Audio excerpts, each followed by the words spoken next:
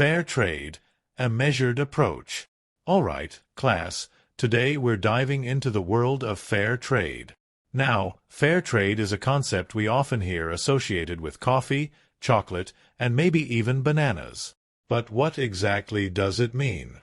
In essence, fair trade strives to create a more equitable trading system for producers, particularly those in developing countries. Traditionally, the global market can be ruthless. Farmers may toil away, yet receive a meager price for their crops, often struggling to make ends meet. Fair trade aims to address this by guaranteeing a minimum price, higher than the volatile market value. But is fair trade truly fair? There are certainly advantages. Producers benefit from a more stable income, allowing them to invest in their farms and communities. Additionally, fair trade often prioritizes sustainable practices, which can protect the environment for future generations. However, critics argue that fair trade can be cumbersome. Certifications can be expensive, potentially excluding smaller producers. Furthermore, some argue that paying above market price can distort the market, hindering long-term economic development. So, is fair trade a silver bullet? The answer, like most things in economics, is nuanced. While it has its limitations, fair trade offers a valuable alternative to the traditional system. It empowers producers, promotes ethical practices, and raises awareness among consumers. However, it's crucial to remember that fair trade is just one piece of the puzzle. Long-term solutions require investment in infrastructure, education, and market access for developing countries. Ultimately, fair trade serves best as a stepping stone. By supporting fair trade, we can empower producers and pave the way for a more just and sustainable global trading system. Deafhood, Beyond Disability. Alright class, today we'll explore a concept that challenges traditional views on deafness, deafhood. Unlike deafness, which focuses on hearing loss, deafhood celebrates a unique cultural and linguistic identity. Coined by scholar Patty Ladd, deafhood emphasizes the richness of deaf experience. Sign language, for instance, isn't simply a way to communicate absence of sound. It's a vibrant language with its own grammar, syntax, and cultural nuances. Deafhood recognizes sign language as the foundation of deaf culture, a distinct community with shared experiences, values, and artistic expressions. Think about it this way: imagine judging a fish for not being able to climb a tree. Similarly, viewing deafness solely as a lack of hearing misses the point. Deafhood highlights the strengths and perspectives inherent in the deaf experience. Now, deafhood doesn't deny the challenges faced by deaf individuals. Communication barriers and societal biases are very real. However, deafhood empowers deaf people to see themselves not as passive recipients of hearing aids or cochlear implants, but as active participants in shaping their own identity. It's important to note that deafhood is a journey, not a destination. Each deaf person grapples with their identity in their own way. Some may embrace deaf culture wholeheartedly, while others may navigate a more fluid space. The concept of deafhood is significant because it challenges the dominance of the hearing world. It advocates for a more inclusive society that values deaf contributions and dismantles the idea of deafness as a disability that needs fixing.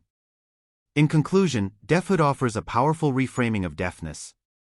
It celebrates the unique cultural identity of deaf communities and paves the way for a more equitable and understanding world. The Nagymaros Dam, a stalled project and environmental crossroads. Class, turn your attention to Central Europe and a story of ambition, controversy, and ultimately, an unfinished project, the Nagymaros Dam. This dam was envisioned as a joint effort between Czechoslovakia and Hungary in the 1970s. The aim? To harness the Danube River's power for hydroelectricity, improve navigation, and provide flood control. An ambitious plan indeed. The project called for 2 dams, one on the Slovak side at Gabčíkovo and another on the Hungarian side at Nagymaros. However, what seemed like a win-win situation soon turned into a heated debate. Environmental concerns were a major sticking point. Critics argued that the Nagymaros Dam would disrupt the Danube's natural flow, harming delicate ecosystems and jeopardizing the region's unique flora and fauna. Additionally, there were worries about the impact on water quality and the potential for increased flooding downstream. The political landscape also shifted dramatically. The fall of the Iron Curtain in 1989 fundamentally changed the political climate in Central Europe. Suddenly, the project that symbolized cooperation became a symbol of a bygone era. Hungary ultimately halted construction on the Nagymaros Dam in 1989, citing environmental concerns. This decision sparked a lengthy international legal battle with Slovakia, which had already completed the Gabčíkovo Dam. The Nagymaros Dam today stands as a monument to a project left unfinished. It serves as a reminder of the complex interplay between economic development, environmental protection, and international cooperation. While the dam itself was never built, the project's legacy lives on. The Gabčíkovo Dam operates today, and discussions about its environmental impact and potential solutions continue. The Nagymaros Dam serves as a cautionary tale, highlighting the need for careful environmental assessments and robust public dialogue before embarking on large-scale infrastructure projects.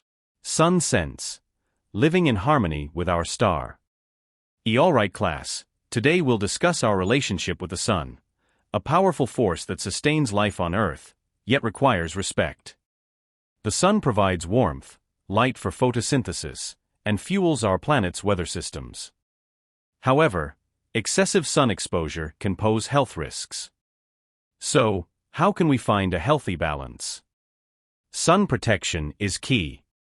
The first line of defense is seeking shade, especially during peak sun hours, typically between 10 a.m. and 4 p.m. Think about planning outdoor activities for earlier mornings or evenings when the sun's intensity is lower. Clothing also plays a crucial role. Opt for lightweight, long-sleeved shirts and pants made from tightly woven fabrics. Don't forget about wide-brimmed hats that shield your face, neck, and ears. Sunscreen is another essential tool. Choose a broad-spectrum sunscreen with SPF 30 or higher. Apply liberally and evenly to all exposed skin, and remember to reapply every 2 hours, or more often if swimming or sweating heavily.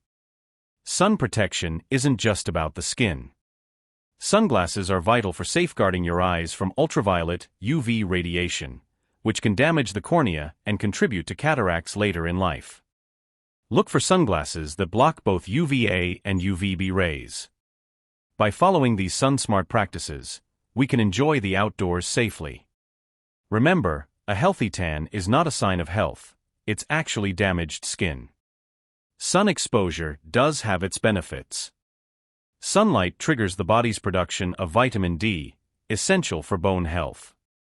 However, the amount of vitamin D obtained from moderate sun exposure is usually sufficient. In conclusion, the sun is a powerful force to be respected. By adopting sun-safe habits, shade, clothing, sunscreen, and sunglasses, we can enjoy the outdoors while minimizing health risks. Remember, a little sun sense goes a long way. The MPEMBA effect, hot water freezing faster? Not quite that simple. Alright class, today we're diving into a scientific phenomenon that's equal parts fascinating and perplexing, the MPEMBA effect.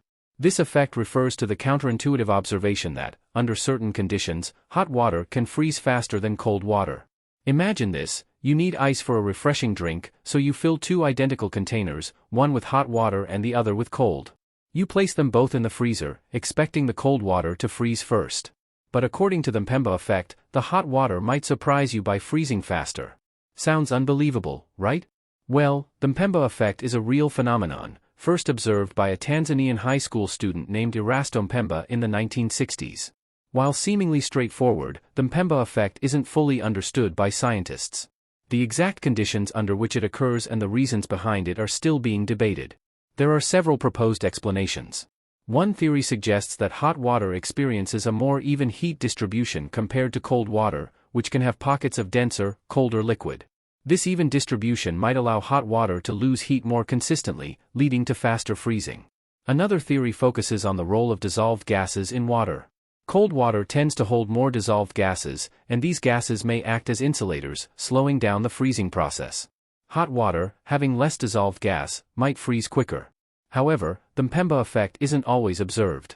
Several factors can influence the outcome, including the container material, the amount of water, and the temperature difference between the hot and cold water.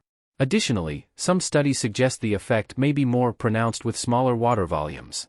So, is the MPEMBA effect a scientific fact or a myth? The answer is, it depends. While the phenomenon is real, it's not a universal rule. Scientists are still unraveling the mysteries behind it.